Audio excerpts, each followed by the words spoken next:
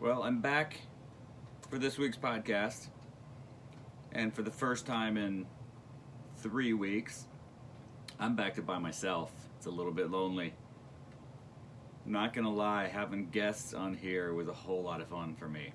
Having my college coach, my dad, my brother the last 3 weeks, it changed how I think I want this to go. But this week, I don't have anybody to talk to, so you have to deal with just me. So I'd like to apologize for my brother Mark last week. If you listened to it, he seems to have some sort of potato chip addiction, and the most comments I got, other than about us breaking down laughing for over a full minute, was tell your brother to stop eating potato chips on a microphone. So next time, we'll try to take care of that and be a little bit better. So an update on my three guests. They sort of have a competition going between Ron Albers, we call him Famer, my dad, and my brother. And my dad was the first to go, had a whole lot of listens, but he is now in second place. Famer, my college coach, blew him away. In the last few days, he took a pretty good lead in listens, and so far he's first place. I believe I may owe him something from the Cincinnati Bengals Pro Shop soon. My brother Mark, I guess he's lame, dead last. So if you haven't listened to that one yet, check it out. There's some pretty funny moments to it. Some tennis, some pickleball, whole lot of fun stuff. But those are my three favorites so far. I'll have more guests on. I'm lining some up now, but today is just back to me. So we're going to cover a lot of tennis today and get back to some things, how I started this podcast. But first, I've got to, and this is tennis related, so I had this addiction recently to the documentary on Netflix called Cheer. It's about the top two junior college cheerleading programs in the country. They're both in Texas. They're 40 minutes apart, so there's a pretty big rivalry. If you haven't seen this documentary, I recommend it if you're a coach. I obviously have no ties to the cheerleading world. I don't know anything about it, but I do like to watch things involving coaches and coaching. What I took from this was basically at the end, after these teams practice incredibly hard, incredible amount of hours, and they practice in the wind and the heat and cold, outside, inside. One even bought a stage, performing stage, and had it set up in the parking lot. They've just practiced an insane amount. And at the end, their last couple weeks, Navarro, this team who's won 14 national championships, I think it was Navarro, could have been the other one. There's two. There's one called Trinity Valley. That's the one that's their big rival. Anyway, they call the last couple weeks mining for tenths. And what they mean is they're searching for tenths of a point, because that's going to make the difference in whether they win a national championship or they don't. And they talk about, they did all the work, they practiced everything, they've got the routine down, they've got it, and then they start searching for the details.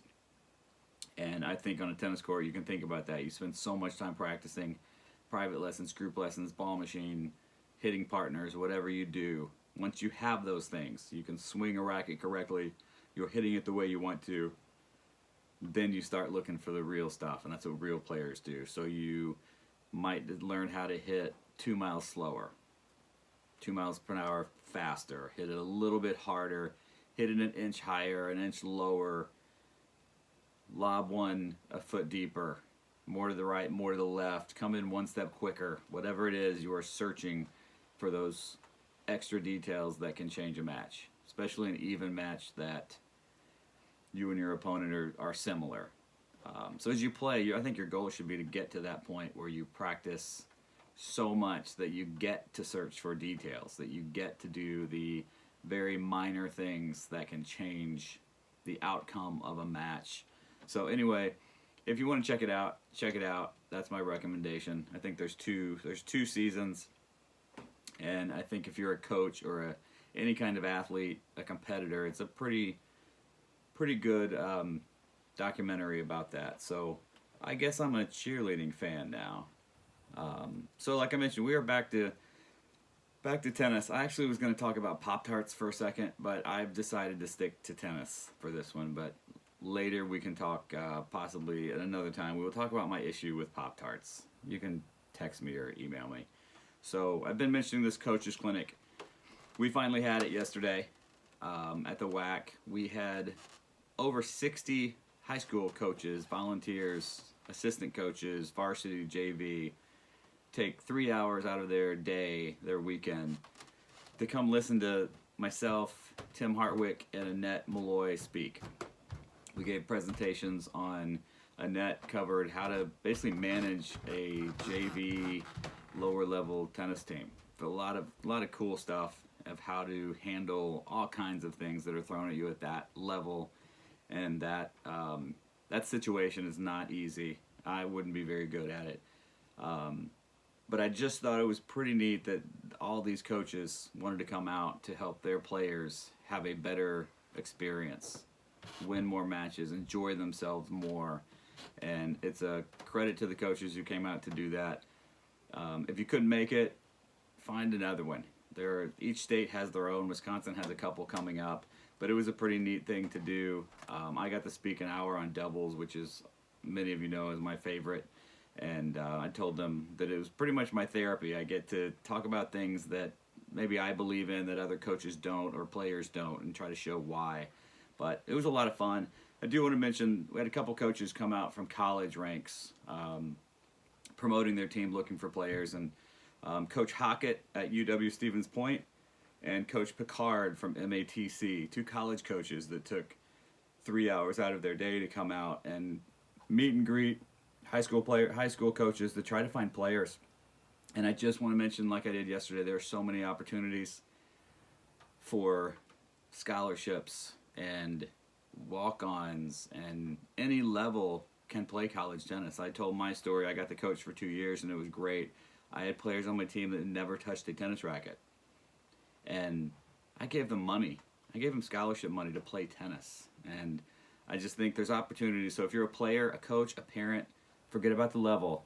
Start making emails, making phone calls, because there were two coaches yesterday who said we will take anyone to play college tennis, and the benefits of that are pretty enormous. So thanks to both those coaches. If you want to get connected with them, just let me know. Shoot me an email or a text, and I will find them for you.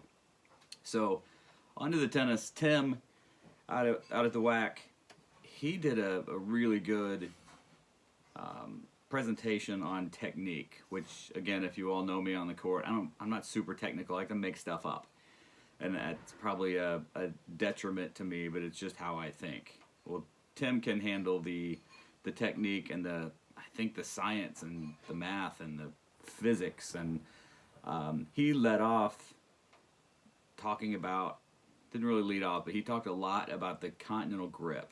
And afterwards I was talking with some friends and coaches up at the bar, and a couple of them mentioned that they've been to these before, and no one has ever taught like that. No one has ever addressed simply the continental grip at one of these clinics. And I've done dozens of these, and I've never done it.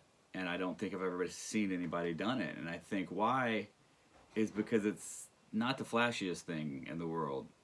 You put that on your outline, talk about the continental grip, it may not excite a lot of people, but I found that these coaches were very interested, and I think it should be done more, and Tim did a great job with it. And I want to talk about why.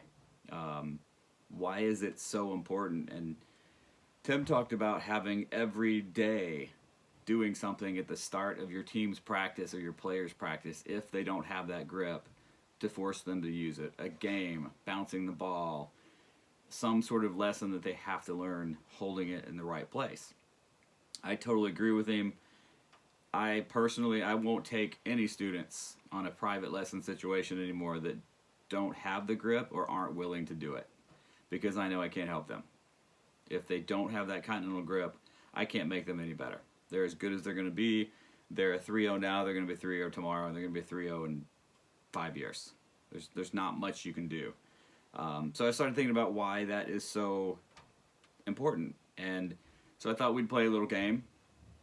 It's really just me, because there's nobody currently listening to this, but list off all of the shots that are done, should be done with the continental grip. Shots that are available to you if you hold the racket right. So I've got forehand volley, backhand volley, overhead, drop shot, slice serve, kick serve, flat serve, lob, backhand slice, forehand slice, and I added tweener, just because that's what you do on a tweener, and I'm so awesome at them. So if my math is good, and I know you all know it is, that's 11 shots on a tennis court by holding the racket one way. 11 different shots. Guess what the other grips are? Topspin forehand, topspin backhand. So you get 11 shots out of one way to hold the racket, or you get 2. I know what I'm taking. If you were going to learn anything, it should have been the continental grip when you started playing. It should be now, because there's just so much more variety to that.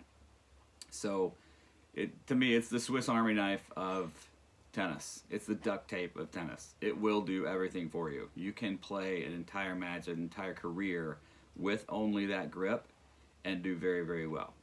You can even hit topspin with it. It's a little more difficult, but it does everything for you. If you're not using it, you got to start. Doesn't matter to me what level you are. Once you start it, you got to stick with it, and that's another issue. So many of you have probably tried it and quit. Couldn't stand it. It was uncomfortable. It hurt. Low success rate. Could not get it over. You're swinging and missing. Embarrassed. I've seen all of those things. And then I've seen the other side when someone gets it and they pass everyone around them.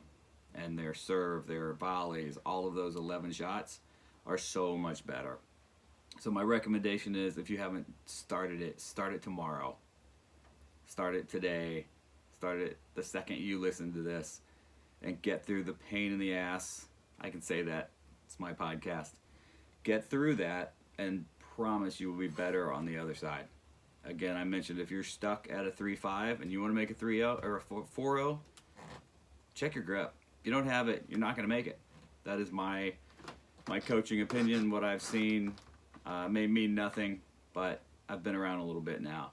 I also think if your coach isn't forcing you to do it in a private lesson situation, you're the coach you trust the most, not doing the job. You should ask them, hey, I'm ready. It's time to go. I need to improve. I'm not getting anywhere. This is the way to go. And any coach worth anything is going to be awesome. Let's do this. They're going to be pumped. They're going to prepare for you and be excited for you because they know how important it is. So don't let them get away with not teaching it to you. It's their job too. All right. So I got a question this week. I thought it was a really good one. It was over text. Again, I'm trying not to use names of people here, but this was a good question involving how to handle players who you believe to be cheating, making bad line calls consistently when you're playing social matches. Not necessarily USTA, although we will talk about that briefly, but it's a social match. You're at your club, you're at the park, and it's your friends. Okay? Someone's cheating you. Someone's calling them out consistently, and it's driving you crazy. How do you handle that? And I think it's complicated. I think there are multiple answers. Eventually, I'll tell you what I think the best one is, which is probably different than what it was back when I was playing tennis. I did used to play tennis. I was okay. So, the multiple answers. I'm going to tell you the few. One, if you're playing and it's a social match, it's competitive, but they're your friends. You're going to socialize with them. You're going to spend time at the club. You're going to spend time outside of tennis. See them a lot. There's a value to that in your tennis. It's a community. All of us, my old club, Moreland, I love that place. It was old and run down, but it had some character, and I like to go there because that was my tennis family. I wouldn't want to disrupt that. So I asked the question, are you willing to sort of blow up your play groups by causing drama? Was that worth it to you? Is your social play worth enough for you to cause chaos? Are you willing to deal with a backlash? You call somebody out, you question them, you get into it with them, you have that little awkward or uncomfortable argument on the court, and your other people see you. Do you really want to walk off the court next when you're going to socialize or have lunch or have a drink and have to deal with that? Are you the type of person that can handle that? Is it worth it? Are you willing to damage friendships? Because man, competition makes you do crazy things. We've all seen insane things. I've seen them on tennis courts and baseball fields, and every sport has their stuff. Do you want to be the one to start that? Are you willing to take that person across from you who you think may have made a bad call, and you make a comment, and now that friendship has started to fracture? Is that, again, all this comes back to what's important to you. If you're really playing for fun, who cares? Is it worth the risk? Do you want to damage that when you've sort of chosen this match has no trophy? It's not a tournament. It means nothing to you. It should not affect your day. Although I solely believe winning is far better than losing. Once you drive home and you get back to your real life and your jobs and your family and your cats or whatever you do you want to be that person? And you may want to. We'll talk about that in a minute. But sort of think about why you're there. Is it for fun? Do you play tennis because it's enjoyable and you have good relationships and it makes you happy? Are you willing to risk that? I don't think most people are. All right, your second option, and this is from my coach Famer, back when I was in college for the mighty Vincennes University Trailblazers, where I dominated the tennis courts with my mullet and my cut-off jean shorts and neon and earrings, because I was pretty happening. He let us get him back immediately. Someone cheats me, it's obvious, it's clear, that ball hit the line. Guess what I got to do on the very next shot? I'm calling theirs out. I don't care. He didn't care if it landed in the service box. If it was 6 feet inside the middle of the court, call it out. Grab the ball, call the score, walk on. We're even. And see how that works. Good luck with that. I want to be there if you try that move. In college tennis at a high level, it's a different story. You can get away with that stuff. It's a lot of fun. Generally, that person will never call another bad call again, and it's over. But that is an option you could try. Again, let me know if you try that one. But that's sort of the always be making it even plan, so you never get behind. They got you, you get them. It's a way to do it. I'm not advocating for that one, but it'll get the job done. Third option, stop playing with them. Sorry, I had to get a drink. I talk too much. Just forget that group. Don't play with them anymore. Find a way to get out. Talk to the team captain. Talk to whoever runs the league. Talk to your club pro. Find a polite way to remove yourself from that league, that situation, because you know how it's going to end if you stay out there. You might be the person that just cannot hold back, and it's going to end badly, and you don't want it to, so you simply walk away. You can make something up if you don't want to play with them anymore. Something came up at work, school, family, whatever you think. That's an easy way to do it. When I have people, I think I teach really good double strategy. I think it's one of my things I enjoy to do. I've had some successful teams, but I'll get people who tell me, well, my partner doesn't play it right. And my first response usually is, find a new partner. Or they'll tell me, I did everything right, but the 2 or 3 people around me, they don't know how to switch or move, or they can't. And I usually tell them, well, tell them to take a lesson. Don't play with them anymore. You can always find a good way around it, but simply stop it, eliminate it. There's no drama to your group. You don't break any friendships. That is a way.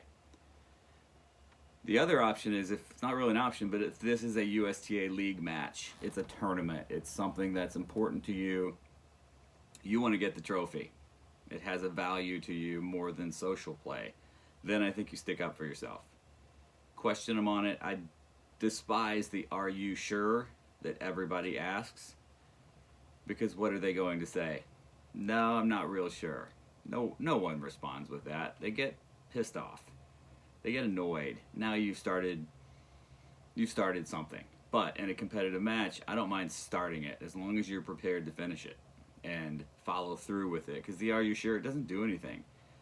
If they do it a couple times, that's where you get into your getting them back thing, getting an umpire if there's an umpire available, having a conversation on a changeover that this ends. You can't continue to play like that, because the league matches that count, you're keeping score, your team could go to the state championship, whatever it is. Those are more important. So I think you should stick up for yourself for sure. Don't get pushed around if it happens. But this question was more of the social situation. And my choice, after all that said, let it go. Who cares? It has no effect on your life. And I think you ought to wait until someone else addresses it for you. Every league, every group has that person or persons who is the hothead. The person is just their personality. They don't let stuff go, and they will eventually explode on them for you, and you don't have to do the dirty work. I think you'd be thankful for it if someone else does it for you, and you just get to watch. You get to watch the carnage and the chaos when someone who maybe has had enough, can't control their emotions anymore, they explode on this person and go after them for bad cause. You're going to be so thankful that it's not you. You won't be involved, it won't be embarrassing, you won't have to make an apology phone call later. So I sort of think, let somebody else do it. Why do you want to be the one that has to deal with those kind of things? It's all different. I know people have said that the men's groups tend to deal with those things differently. I probably agree a bit. Most of the men's things I see on the court with the men, because they have their own stuff. I've done my share of things like that, but they tend to do it right away, very quickly on the court, move on, they're done, right?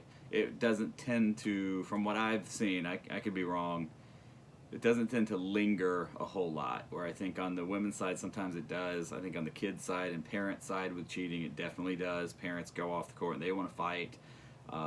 But some of it just comes down to who you are, and is it really important? Are you going to go home and see your dog or your cats or your kids or your husband or your wife? Does it really matter? Is sort of where I'm at with it. And also, I'd add to it, is it going to make you play better? If you make that decision to, all right, I'm going to question him or her now, what does that do to your mentality? Does it make you play better? I only know of one or two I've ever seen that got better when they got angry. McEnroe, spectacular. When he got mad, he picked it up. I think Connors was similar to that. Most of the others didn't help. Smashing rackets, accusing someone of cheating, it doesn't generally make you, anger doesn't generally make you better. So you can do whatever you want. If you have any cool stories, I'd love to hear them about you calling somebody out, how it ended. Did any of them end well? Did you have a conversation and they apologized or said they were struggling with their seeing, their vision, or didn't realize they were doing it? There may be cases like that. I hope so. But if you have anything like that, I'd love to hear it. But I thought that was a really good question, and anybody else that has questions for me, please text them to me, email them to me. I'd love to talk about that stuff. It gives me some things to put on my list here as I go. So anyway, that's all I got for today. I know it's much shorter. It's just me. I wanted to get back, like I said, back to tennis. And I don't believe I talked about anything but tennis. I wanted to, but I decided not to. So thanks again for listening. This was number 17, and I'm going to keep going until I decide not to, or you tell me not to, that I'm embarrassing myself. But thanks for listening. Hope to see you at the court soon, and I'll talk to y'all sometime. See ya.